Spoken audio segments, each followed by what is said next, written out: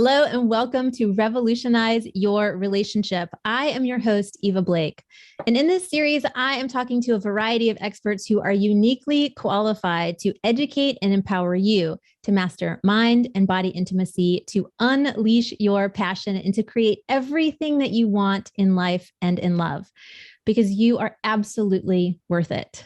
And I'm thrilled to introduce you today to Stuart Motola. Stuart is a men's relationship coach who offers guys, and of course, more and more women these days, concrete strategies for how to get unstuck in relationship. With over 15 years of experience working with thousands of individuals on their relationships and their personal growth, Stuart utilizes a unique system that breaks the patterns that keep men tied up in frustrating relationships. I am thrilled to talk with you today, Stuart. Welcome here.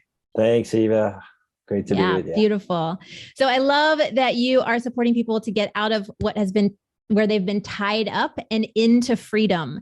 And I'd love if you could start with, because I'm not a man and I'm not usually in men's spaces where men are talking to other men. Like, let's start with the most basic level. Like, what's the common complaint that men have in their relationship that they want to fix, or that they want to solve for, or that they want to shift? Well, I see two sides of the spectrum. One is I do everything I can. Can I curse on this? Yeah, totally. I bust my ass and it's not enough. I'm never enough. She doesn't think I'm on her team. I'm doing. And I won't get too into solutions here yet. And then the other side of the spectrum is, which I guess is similar, but,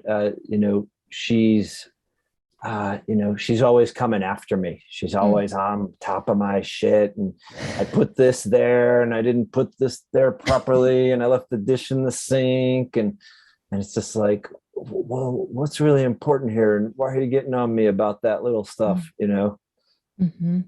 And so that's like the landscape that I'll see. And in between those two, and the common thread is a guy, and it's the same deal on the woman's side, but a guy who feels like he's lost his partner, feels like he's something I often talk about is the unlived life of the couple.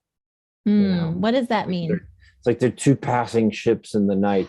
She's got her priorities, he's got his priorities, and now they feel like they're living with strangers. And I actually kind of extrapolated a little bit from a Carl Jung quote in which he said, the greatest damage parents can do to their children is their unlived lives. Yeah. So you think of the unlived life of a married couple in particular. I work mostly in the realm of marriage, but I will also at times work in relationship. And in the realm of a married couple, their unlived life as a couple is now this thing that their kids, like, they never get a healthy model of relationship because their relationship is unlived. And so what is it that you would share with men, and they come to you and they're like, I don't know if we're on the same page, or I feel like I'm always being told that I'm doing it wrong, right? Like, where do we go for men in the space of, well, what do you really want in relationship? What does it look like for you to support men in crafting a relationship vision that they are really clear about themselves with, something that's positive, something that's generative? Because both of the things that you said, the common complaints, that's a real downer, right? Yeah, it's like, I'm alone in the relationship, or like, stop telling me what to do. Right. Right. Yeah. So how do we get to the positive place, the like expansive, joyful place? Sure. Absolutely. And in a nutshell, classic for guys is, it starts with F, it ends in GS. Can you imagine? It's in this part of the body. Feelings. Yeah. So let him start to understand what he's feeling. And I don't get too soft about feelings. I kind of, some guys can, go there, but not know what to do about it. Like, they're like, I know my feelings, but they don't know how to act on it. They don't know how to integrate it into action in their lives. And other guys, I've had clients where it's like the first call I'm talking with them and I don't do feelings. And then by the end of the call, he's crying. And I'm like, really? I thought you said you didn't do feelings, and he knows he has feelings, but he doesn't understand them. And I'll often say, it's, if because it's not macho for some guys to talk about their feelings. Some guys, Yeah. but that's changing more and more. I'll just be like, dude, it's just data. It's just like your brain, the thoughts, that's data. The heart, that's data. And then I'll often talk about the gut. That's data. That intuition, that's knowing, So I'll talk about, thoughts, feelings, knowings, and then I'll go into the balls, the cock energy.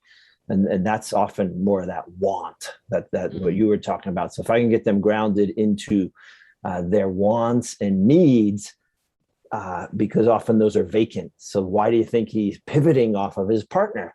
Because he doesn't know what the hell's going on inside of himself. So somebody's got wants and needs. So now he can pivot off of her. So one of the biggest things I teach is like, get in touch with your own. Stop pivoting off of hers, because you got to get connected and aligned with your own. And you know what's a great side result? You're going to be more empathic to her, because you know what the hell it's like to have wants and needs that are unfulfilled. Yeah. So unconsciously, he knows this is happening, but to bring it conscious and now bring it into an action plan. And then you talked about values or a blueprint. And so one of the biggest things I teach is sovereignty. And I describe that as being in integrity with your authentic identity, wants, and needs. And so from sovereignty, which we can go into mythology and talk about kingship, or we could just talk about, if it's I'm working with a more corporate guy, I'm not going to talk about kingship and Tolkien and Lord of the Rings, even though that guy digs that stuff too. I might talk about executive center, And so here's some sovereign qualities. Do you mind if I quote my book here? Yeah, go ahead, please. I wrote "Fixing You Is Killing Me," and on page 108. Great title. Thanks. Thank you. I talk about key sovereign qualities. So this, and a lot of times I'll offer these to my client. I'll be like, take it or leave it, find your own. But here's some suggestions, an individual who directs his life in integrity with its authentic identity, needs, and life priorities. I essentially mentioned that, has a faith and trust in his own gifts and talents, is resilient with conflict, fear, and the unknown, has a strong inner authority, has a regular practice of self-care, does not betray himself or wear masks for the sake of his partner. A lot of times that happens when a guy's like, okay, sweetie, I'll do it. And he doesn't do it. And I say, disappoint her up front, not later. Be real about what you can do and what you can't do. And if your female partner asks you to do something that you're just like, I don't understand the value of that, well, then have a conversation about it instead of just yesing her to death. A few more sovereign values would be helpful. Would you like me to? Yeah. Go ahead. He has a profound engagement with his life force, his life energy, lives in connection with a cause, community, or spiritual path bigger than himself. And then enters relationship with a sovereign partner. Cultivates it within himself so he can seize it. He can see it in his partner. I love that list, right? Because you're really talking about the essence of being intimate with self, and the self that you're intimate with is about. I love that you included self-care, caring for your physical body, but also the piece around integrity. Like, are you being your word? Are you, when you say yes, do you really actually mean it? Are you really actually going to go for that? Yes. And then are you bringing that out to someone else? And are you really, like, this piece around choosing somebody else who is also engaged in those sovereign qualities? Like, are you choosing an actual good match for you? Right. Or are you hanging out with somebody who betrays themselves, and now you're trying to honor somebody who's betraying themselves while you're betraying yourself in the process, and it's just kind of a shit show. Yeah. I sort out those kind of shit shows, and I'll work with couples too, and I'll be like, let's pause a second. Do you see how I'll often teach women, and this is very much in line with one of my mentors, Terry Real, where we say a request is much more powerful than a complaint. Oh, absolutely. And dare I say, a lot of my clients, I was going to say, dare I say women blank, but I don't want to make generalizations. But a lot of my male clients are dealing with a lot of complaints. And so they're feeling cut down. Their relational esteem is very low because they've just gotten a lot of negative feedback and complaints from their female partners. Yeah. Well, you know what's so beautiful about this, really, I think, is that in so many ways, like in our culture around sex and intimacy, I don't think many of us really understand what it is to be choosing in each moment, right? And part of if I don't feel like I have a lot of choices, then I may not make requests, right? Because making a request is Yeah. really an extension of feeling like I'm empowered, right? And And I go back it's to risky because you might totally, not have your request met. totally, right. Uh, Disappoint at the beginning. If someone makes a request, yeah, say no or renegotiate rather than say yes and then not fulfill the promise. right. Terry Real said it's much more powerful. It, it's much more vulnerable to request what you want and have that request met than it is to complain. Yeah. I'd love for you to go back to feelings, right? Because I think that a lot of the messages that I see in the general landscape of culture for many years, I'm only 40, but is that the prescription or what is allowed for a lot of men is you get to be angry, you get to be rageful, right? Or you get to be demanding, right? And so it's a really narrow window for what kinds of feelings a lot of men are told that they have permission to express. So I'm really curious, like, how do you support men in this space to actually be in the space of like a softness or receptivity or availability, right? The kind of spaces that I think a lot of guys are told, especially as young ones, like man up, buck up, stop being a little fill in the blank, and like go Right. back out there on the football field and smash the other Right. player. Right. It goes back to that self-care piece. And when Mhm. I can get him connected to the sadness and fear in his heart about his relationship and how it's challenged and it's not, he feels like a failure if he's coming close to divorce, or if he's coming to some form of uncoupling, he feels like a failure. So I get him connected to his heart. A lot of times, you know, I just have to say, breathe, breathe, motherfucker, breathe. Just below the neck, below the neck. Get Yeah, you to the yeah. heart. Get Get you into to your the heart. body. And if he's a real tough guy, I'll be like, this is warriors work. This is warriors work. This is the scariest place you can go. And Yeah. I'm not saying like buck up, be a badass man up. No, I'm not using any of that language, but I'm more like just connect, be present, feel Yeah. what's going on, and he learns to start to trust those feelings, and he Mm-hmm. starts to understand that um, it's much less oppressive to experience the feeling, go through it, Mm-hmm. as opposed to keep a constant wall of resistance to it. Yeah. The dude can like go through 3 minutes where I'm leading him through, something to get him into his heart, or 7 minutes or whatever it is. And after he's like, holy shit, I feel so much better. And once he has that experience a few times, my part of my work is to help him now be able to do that for himself. Mm-hmm. So at the end of the day, what is it? You're learning how to emotionally regulate. You're learning Yeah. how to feel your feelings. And now suddenly he can start to be in a space where the tsunami of her feelings, he can deal with it because now he has connection with his own feelings. Mm-hmm. He doesn't feel as oppressed with that tsunami. And he also feels more comfortable and confident creating a boundary, Mm-hmm. saying, you know what, baby, the tsunami ain't working. Yeah. And I want to hear what you got to say. And I want you to do it in 5 to 8 minutes or whatever it is. I'm not, sometimes, time container is helpful. Yeah. And I'm going to just reflect back to you what I heard so that you know that I heard you. And a lot of times I'll say to a guy, when your partner's coming at you with something, just in a moment, say, pause. Can I make sure that I got that right? Yeah. And he, that's classic active listening or reflexive listening. Mm-hmm. And, just like in that moment, I tell him like, your job is to listen. And if you get it right, well, suddenly that, what might be a 15 or 20-minute rant that you feel terrified, you feel like you're 5 years old, you're just like, I've been there, I'm not going there again. Suddenly she's like, oh, you really heard me this time. Oh, I'm Yeah. good.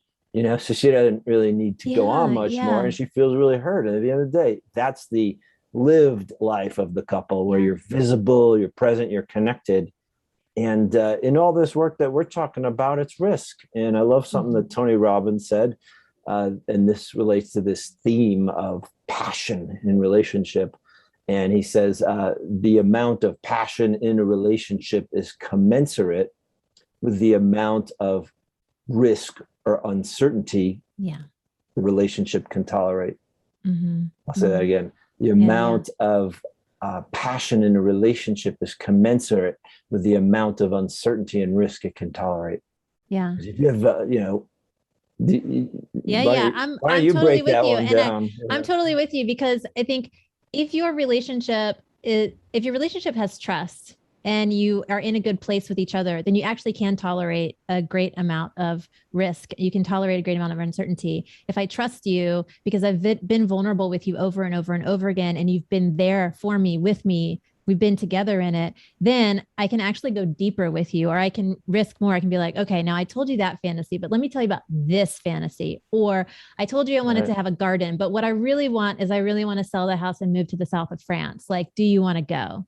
Right? Yeah. Like, big risk, because we built on that trust. And if you say yes, then like, game on, baby, let's go to town. Nice. And if you say no, at least I've spoken my truth. Yeah. And I'm there, free of it. Yeah. And okay, well, I'm going for 2 weeks to France. Yeah. Or whatever I got to do to work with that part of me.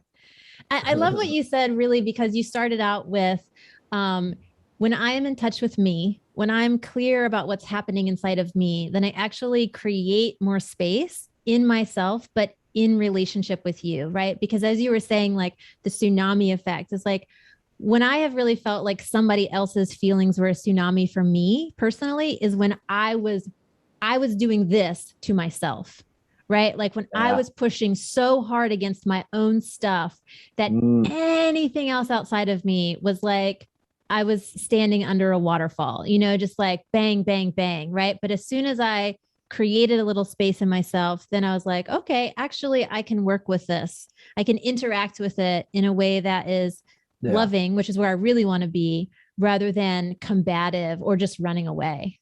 Yeah. So I love that you started with that.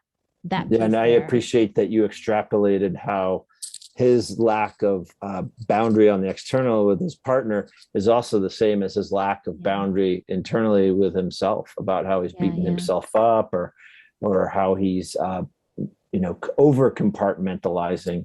I often say the nice guy, he needs to learn to compartmentalize a little bit more, because he can get lost in feelings. Whereas the macho guy, he needs to compartmentalize less so he can be more fluid. Yeah. I would want to ask you about, common experiences for men over time. Their bodies change, their sexual desires change, maybe their experience of intimacy changes, right? And, one of the things that I hear from a lot of men is like, how do I talk to my partner when my sex life begins to change, right? Either my erection's not doing the thing that I really want it to do anymore, or I'm not turned on by the same thing that I was, or I need something more. And, this like what I hear from men sometimes is around an anxiety. Well, how do I talk about this with my partner? Yeah. First, notice how you judge yourself. Yeah. Start with that. How you judge yourself for being a certain kind of man. Yeah. Second, notice if you feel alive in your life, with your work, with how you spend your day to day. I know many people are turning to the medical field, especially guys, older guys, with testosterone shots and whatnot. And I'm not going to, poo-poo that, but I'm also going to say, like, yeah, well, what are you doing for you to keep vitality and just your energy, your psychology, your mental state? I think it's a both and, especially for older guys. And when guys feel fucking alive, well, guess what else feels alive? Their dick, and I'm not going to say that's a category for everyone, but I've seen that with 70-80% of the guys I've worked with, specifically guys who were getting shots, and they were like, yeah, it's helping me, but I'm also feeling some side effects. And we've been able to connect them back to that part that I mentioned in the sovereign values of their life force. Yeah. You lose connection with your life force, of course your libido goes down. Right. And it's not as hard as it seems. It's really not. Yeah. You know, a lot of times I'll say, you got 4 cylinders, bro. Head, heart, gut, cock. You're running on 1.5. You're running on your brain, and you got half of your cock online because you don't really know how to channel it in a mature way. And you think it's just about release. Well, what if you use your cock to connect? Yeah. And I love that you asked the question, like, where are you alive in your life? What in your life turns you on? Where in your life do you feel super excited? Right. I think that's a really valuable question to be asking, not just men, but everyone in general. It's right. important we ask it without people feeling shamed, because you know, the last thing we want is more YouTube stars saying how great their life is, and look at me, I'm on the French Riviera and blah blah blah blah blah. Well, fuck you, man. You know? As opposed to like, yeah, well, you know, that shame and that guilt, let's see what teachings they have for you. Yeah. And that's the first step to aliveness, seeing everything as like, oh yeah, there's a way I can extrapolate something that's gonna work for me instead against me. And in my book, I talk about sacred fuck ups. So like, if I have a guy who like yelled at his wife again, or just didn't advocate well and she walked all over him, I'm like, cool, you learn, you got more shit to learn. Right on. Let's celebrate the fact that you even recognized it and came to this call with me and saw it. Like, that is huge, man. Win, win, win. Yeah. Awareness. Now let's step into the trenches to execute. You know, I often talk about information versus action. And, you know, I get a lot of male clients who've been in a lot of therapy, you know, over the years. And they just like, yeah, it was great. I learned a ton of stuff about myself. But at the end of the day, I stuck it in a box under my bed and I didn't know what the hell to do with it, you know? And so a lot of my work's like, yeah, well, let's implement and change your life, change your marriage, change your relationship. And it's an exciting space to work in. Yeah. I just want to refer back actually to that list of sovereign qualities that you mentioned, because one of them is around connection, around being in community with other people. And one of the things that I have found over the years in the sexuality space is that so many people do not have people in their life that they can talk to about sex as a functional experience, sex as a pleasurable experience, sex with their partner, what's actually happening with their partner in the moments, but also just like in the space of relationship, like when we get into an argument or when we get into a place where I feel emotionally vulnerable and my partner feels emotionally vulnerable, like my experience has been that a lot of people don't have people in their life to talk about that with. And so I really just want to appreciate what you bring around being in community is so valuable. Being able to talk to people about your intimate experiences is so valuable, in addition to contributing something in the world outside of yourself to something that is a bigger project from yourself, right? Being connected to other people. And I'm really curious for you around this piece for the men that you work with, like the value that that you communicate to them and that they find when they get out of their own head, they get perspective outside their relationship, and they get connected to a community of people outside of them where they can be intimate in different ways. Yeah. And I've been running a free call every Tuesday on Zoom, men's relationship tools. And that's exactly the space where guys are showing up and they're like, holy crap, I'm not the only one dealing with that. No, there's like probably about 1 million of you, if not 10 million of you. And he's like, right. Yeah, cool. And just that alone gives him so much more just perspective. And, you know, but it can be really risky. So a lot of times I'll say to guys, you know, if you want to show up with your video and audio muted and just observe it first, please do so. You want to be a fly on the wall? The only thing I'd ask them is to agree to confidentiality through the chat, or that they have to, you know, unmute their video for a second. I've been running that. You know, we've had guys from London, Tokyo, Australia, all over the US, Canada. It's been a great call. It's going to be changing up format a little bit in September if my web developer can get it, you know, that happening. But that space. And then, you know, when guys need a more local connection, a lot of times I'll refer them to the Mankind Project. They're in 8 different countries and on different continents. And that's a great place where, you know, essentially, you know, guys can be doing what's called shadow work, which is essentially working with the parts of themselves that they hide or repress, because that just causes self-betrayal. And You can't be a good relational partner. You can't have sustained, awesome sexuality with your partner or sex with your partner if you're hiding parts of yourself. The body keeps the score, just like that book, that Dutch. You don't remember that? I do, author? and I cannot remember his name right off Van the top of my yeah, I head, could but Google it right it's now. on my Yeah, bookshelf. so yes, so much of my work is connecting guys with other men. I was also part of the Men's Leadership Alliance for like 18 years. I was executive senior facilitator there. Mm-hmm. So yes, no, my work grew out of hanging out in men's circles a good 18 years ago. Beautiful. So yeah, that community is so powerful. And I'll often say, rage with the men, not on the women. Yeah. Like, let's let out this crazy fucking cockeyed killer energy in these groups where it can be held, Yeah. And that's just part of it. And on the more, less primitive level is just dudes talking about what's going on in their lives and being like, yeah, man, I hear you. Yeah. That connection is so critical, so valuable. And it'll improve a guy's sex life too, because he's not Mm-hmm. putting everything on his wife or his partner. She didn't have to hold anything. Harper's Bazaar wrote an article like 7 years ago about women that were saying, I'm sick of this shit. I'm his freaking therapist. I'm his best friend. I'm his sexual partner. I'm his wife. I don't want to be everything to him. And he won't get friends. And I'm out of here. Like literally, they did studies where they, saw a lot of this. And women, college educated women are initiating 90% of the divorces of college educated couples. So dudes, gotta get it together. Dude, you gotta get it together. Get some friends, man. Get a hobby. Get a dog. Let's not shame him though. Let's love him. Absolutely, right? But that's really support all of that is, challenge. Right? Support it's and like, challenge. Yeah, all of those, getting a hobby, getting a dog, getting a circle of friends, like you will get all this love coming back to you when you open up with other people. Yeah.